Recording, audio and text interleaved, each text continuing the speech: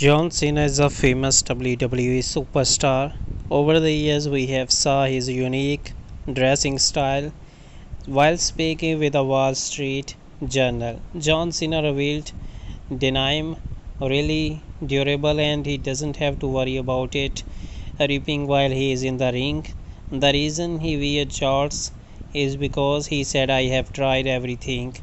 It is really durable. It doesn't rip a lot as long as you can find a good fit. I do not need any families attending a WWE event looking at me.